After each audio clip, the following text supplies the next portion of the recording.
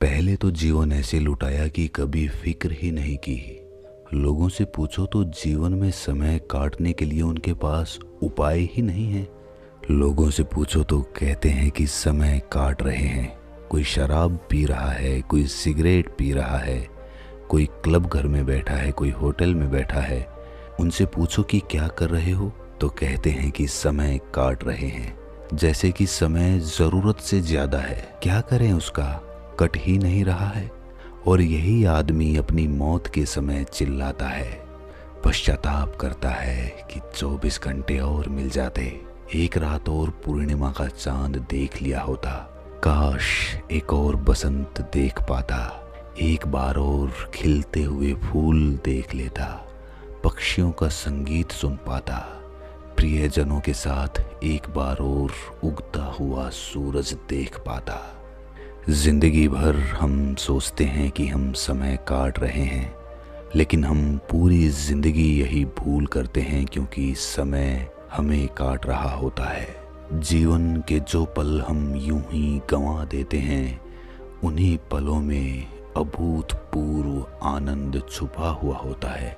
जीवन के सुकून को, जीवन के रस को पूरी तरह से कैसे जिया जाए, ये आपको इस कहानी के माध्यम से समझ में आएगा। कहानी लंबी है, लेकिन इस कहानी में जीवन की सीख और जीवन का सुकून छुपा हुआ है।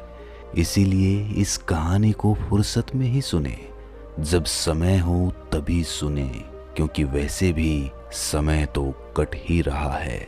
इससे पहले कि आप इस कहानी में खो जाएं, इस चैनल को सब्सक्राइब जरूर कर लें। तो चलिए कहानी शुरू करते हैं।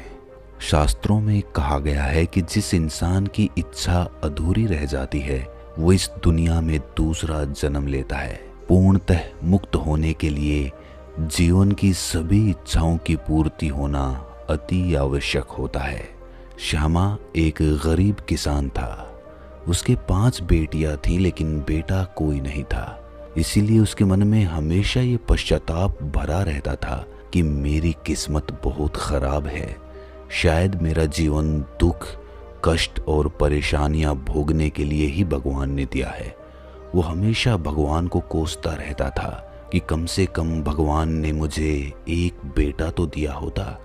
2 बेटियों का विवाह तो जैसे तैसे श्यामा ने संपन्न करा दिया, लेकिन बाकी बची 3 बेटियों का विवाह करना उसके लिए बहुत मुश्किल हो रहा था, क्योंकि उसके पास धन नहीं था। और जो भी आदमी विवाह का प्रस्ताव उनके पास लेकर आता, वो दहेज की मांग करता, लेकिन उसके पास धन की व्यवस्था थी ही नहीं, तो वो दहेज देता तो किस प्रकार देता। और इसीलिए उसने निश्चय किया कि वो किसी सेठ से कर्ज लेकर अपनी बेटियों का विवाह बहुत अच्छी तरह से संपन्न कराएगा। और हुआ भी यूं ही। उसने एक सेठ से कुछ कर्ज उधार ले लिया, जिससे कि उसकी बेटियों का विवाह बहुत अच्छी तरह से संपन्न हो गया। पूरे समाज में श्यामा की वाहवाही हो गई।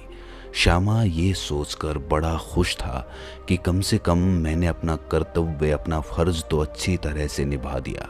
लेकिन कर्जवान होने की वजह से उसे रोज अपने सेठ के ताने सहने पड़ते थे। समाज में जो उसका सम्मान था, उसकी इज्जत थी, उसकी जिंदगी भर की कमाई उसका सम्मान ही था, अब वो सम्मान भी खत्म हो चुका था। लोगों को पता चल चुका था कि इतना अच्छा विवाह जो हुआ है वो खुद के पैसे से नहीं हुआ है, बल्कि वो धन ब्याज पर उधार लिया गया था। इसीलिए समाज में अब श्यामा को वो सम्मान नहीं मिलता था। और धीरे धीरे अपने सम्मान को जाता हुआ देख श्यामा को बड़ी ठेस पहुंची। उसने अपनी पत्नी से भी इस बारे में कोई चर्चा नहीं की, और एक दिन श्यामा ने आत्महत्या करने का निश्चय किया। आत्महत्या करते समय उसके मन में यही विचार चल रहे थे कि अगर मेरा कोई बेटा होता तो मुझे इस तरह अपनी आत्महत्या कभी नहीं करनी पड़ती। वो मेरी मदद करता, मेरा कर्ज उतारने में मेरी सहायता करता। अगर मरने के बाद भगवान से मेरी मुलाकात होती है तो मैं उससे ज़रूर पूछूंगा कि मुझे ऐसा जीवन क्यों दिया, क्यों मुझे पूरा जीवन कष्ट में बिताना पड़ा।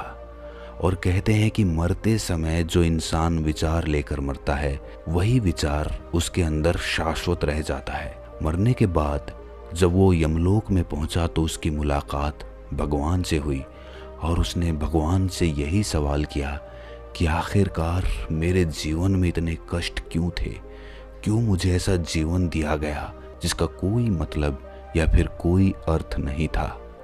भगवान उससे सवाल करते हैं कि तुम्हें अपने जीवन में क्या चाहिए था जो तुम्हें नहीं मिला। श्यामा ने झट से उत्तर दिया कि मुझे एक बेटे की अभिलाषा थी, इसी उम्मीद में मैंने 5 बेटियां तक कर दी। उन्हीं का विवाह संपन्न करने में मैं कर्जवान हो गया और मुझे आत्महत्या करनी पड़ी। अगर मेरे एक भी बेटा होता तो वो मेरे कंधे का सहारा बनता, मेरा कर्ज उतारने में मेरी सहायता करता, अपनी बहनों का विवाह वो खुद संपन्न कर देता। लेकिन मेरे कोई बेटा नहीं है और इसी कारण मुझे इतने कष्ट के दिन देखने पड़े और मुझे आत्महत्या करने के लिए विवश होना पड़ा। भगवान तो करुणा के सागर कहलाए जाते हैं, दयावान हैं। इसीलिए उन्होंने श्यामा से कहा कि जाओ, तुम्हें एक और जीवन दिया जाता है और इस बार तुम्हें बेटे की प्राप्ति होगी। श्यामा पृथ्वी पर फिर से एक नया जीवन लेकर पैदा हुआ। धीरे धीरे समय अपनी रफ्तार से चलता रहा, लेकिन धन की मूलभूत कमी इस जन्म में भी बनी हुई थी। लेकिन इस बार उसे बेटियों की जगह एक बेटा प्राप्त हुआ, बहुत सुंदर, बहुत सुशील। और धीरे धीरे जैसे जैसे वो बड़ा होने लगा वैसे वैसे अपने पिता की सहायता करने लगा। ये सोचकर श्यामा बड़ा प्रसन्न रहता था, क्योंकि श्यामा को अपना पुराना जीवन याद था। पिछले जन्म में उसने किस प्रकार अपनी बेटियों का विवाह करने के लिए आत्महत्या कर ली थी, ये उसे भली भांति याद था। और इसीलिए वो बहुत प्रसन्न रहता था कि इस जन्म में तो मेरी मनचाही अभिलाषा पूरी हो गई। जैसे जैसे श्यामा का बेटा बड़ा होता रहा वैसे वैसे उसकी इच्छाएं बढ़ती रहीं। श्यामा उसकी हर इच्छा पूरी करता, चाहे उसे कितनी भी मेहनत क्यों ना करनी पड़े, चाहे उसे कहीं से भी कर्ज क्यों ना उठाना पड़े, लेकिन अपने बेटे की इच्छा वो हमेशा पूरी करता था। क्योंकि उसे पता था कि कल को ये बेटा बड़ा होकर मेरा सारा कर्ज उतार देगा, ये जीवन में कामयाब होगा तो मैं भी सुख और सुकून का जीवन व्यतीत करूंगा। लेकिन धीरे धीरे जैसे जैसे श्यामा का बेटा बड़ा होता जा रहा था उसकी इच्छाएं बढ़ती जा रही थी। अब उसकी इच्छाएं पूर्ति करने के लिए श्यामा के पास पर्याप्त धन नहीं बचा था, इसीलिए वो उसकी इच्छाएं पूरी नहीं कर पा रहा था। और इसीलिए श्यामा के बेटे के मन में अपने पिता के प्रति एक खटास पैदा हो गई। वो अपने पिता से ईर्ष्या करने लगा। जब वो अपने मित्रों को अपने से अच्छा जीवन जीते हुए देखता तो उसे बड़ी ग्लानि होती कि मेरा जीवन बेकार है, मेरे पिता मेरी इच्छा पूरी नहीं कर पा रहे तो मुझे पैदा करने की क्या आवश्यकता थी। और इन्हीं विचारों के चलते वो अपने पिता से दिन ब दिन ईर्ष्या के बीज अपने मन में बोता चला गया। दूसरी तरफ उसके पिता को अपने पुत्र पर बहुत अभिमान होता था। उसे पता था कि मेरा पुत्र कल को मेरी सहायता करेगा, मेरा जीवन सुखमय बना देगा, और इसीलिए उसने अपने पुत्र का विवाह कर दिया। उसे लगा कि विवाह करने के बाद इसे अपनी जिम्मेदारियों का एहसास होगा, उसके बाद ये मेहनत करनी शुरू कर देगा। अब तक तो उसने बचपने में अपना जीवन जिया है, लेकिन विवाह होने के बाद इसका मन बदल जाएगा। लेकिन विवाह होने के बाद वो अपने पिता से एकदम दूर हटता चला गया। उसकी ईर्ष्या और ज्यादा बढ़ गई। कुछ तो वो पहले से ही ईर्ष्या करता था और अब उसकी पत्नी अपने ससुर की शिकायत उससे करती रहती थी। और धीरे धीरे वो ईर्ष्या का बीज इतना ज्यादा बढ़ गया कि उसके बेटे ने श्यामा को उसके घर से बाहर निकाल दिया। अब श्यामा के पास बुजुर्ग अवस्था थी और उसके पास 2 वक्त का खाना खाने के लिए पैसे भी नहीं थे और ना ही शरीर में इतना बल था कि वो मेहनत करके अपने लिए 2 जून की रोटी कमा सके। धीरे धीरे बुजुर्ग अवस्था में उसका जीवन तड़पते तड़पते समाप्त हो गया और मरने के बाद फिर से वो भगवान के पास पहुंचा। भगवान ने कहा कि इस बार तो मैंने तुम्हारी अभिलाषा पूरी कर दी थी, तो इस बार तो तुम्हारा जीवन बहुत अच्छा रहा होगा। श्यामा ने रोते रोते भगवान से कहा कि मुझे लगा था कि जब बेटा होगा तो वो मेरी सहायता करेगा, लेकिन इस बार तो मेरा जीवन और भी ज्यादा कष्टकारी बन गया। कम से कम मेरी बेटियों ने मुझे इतना दुखी तो नहीं किया था, वो मुझसे प्यार तो करती थी, लेकिन ये पुत्र मुझे ऐसा मिला जो मुझसे नफरत करता था, मुझसे ईर्ष्या करता था। मैंने ऐसा कभी नहीं सोचा था। इससे श्यामा का मन बहुत दुखी हो रहा था। उसने भगवान से कहा कि जीवन में असली सुकून क्या है। मैं जो भी अभिलाषा करता हूँ, आखिर में पहुँचते पहुँचते मुझे लगता है कि वो अभिलाषा, वो इच्छा एकदम व्यर्थ है, उसका कोई मूल्य नहीं है। पहले मुझे वही अभिलाषा या वही इच्छा बहुत कुछ मालूम पड़ती है, लेकिन आखिर में मालूम होता है कि सारी अभिलाषाएं व्यर्थ होती हैं। कोई भी अभिलाषा हमारे मन को सुकून नहीं पहुंचा सकती। आखिर ये क्या रहस्य है भगवान? भगवान ने श्यामा से कहा कि मन की दौड़ कभी पूरी नहीं होती। एक वस्तु हासिल करने के बाद मन दूसरी चीज के पीछे भागेगा, इसीलिए उसका भराव कभी नहीं हो सकता है। जो चीज मन को हासिल हो जाती है वो उसके लिए व्यर्थ हो जाती है, और जो हासिल नहीं होती वो उसके लिए सब कुछ होती है। उसे पाने के लिए वो हर संभव प्रयास करता है, लेकिन आखिर में उसे ये समझ में आता है कि सभी प्रयास यूं ही व्यर्थ किए गए। काश इतने प्रयास मैंने अपने मन को समझने में कर लिए होते तो जो कुछ मेरे पास था उसी में मैं संतुष्ट रहना सीख जाता। लेकिन हमारे समाज की व्यवस्था ही ऐसी है कि मन को समझने में प्रयास किए बिना चीज़ों को, वस्तुओं को हासिल करने में प्रयास लगाते रहते हैं।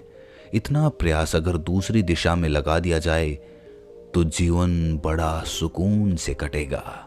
सुकून बाहरी चीज़ों में नहीं है, सुकून हमारे अंदर है, हमारे भीतर है, लेकिन हम उसे कभी पहचान नहीं पाते, उसे कभी देख नहीं पाते। अज्ञानतावश चीज़ों के पीछे यूं ही दौड़ते रहते हैं और आखिर में निराश होकर हमारी हथेली को जब देखते हैं तो पाते हैं कि मुट्ठी में तो कुछ भी नहीं है। मुट्ठी तो हम खोल कर ही जा रहे हैं दुनिया में। जब मनुष्य जन्म लेता है तो उसकी मुट्ठी बंद होती है, लेकिन जब मरता है तो उसकी मुट्ठी खुली हुई होती है। ये इस बात का प्रतीक है कि इंसान अपने साथ कुछ भी नहीं ले जा सकता। हाँ, दुनिया में वो बहुत सारी अभिलाषाएं लेकर पैदा होता है, लेकिन जो जीते जी अपनी मुट्ठी को खोलना सीख लेता है वो जीवन के सुकून को पहचान लेता है। ऐसे इंसान का ना तो कभी जन्म होता है और ना ही कभी मृत्यु होती है। ऐसा इंसान मुक्त हो जाता है।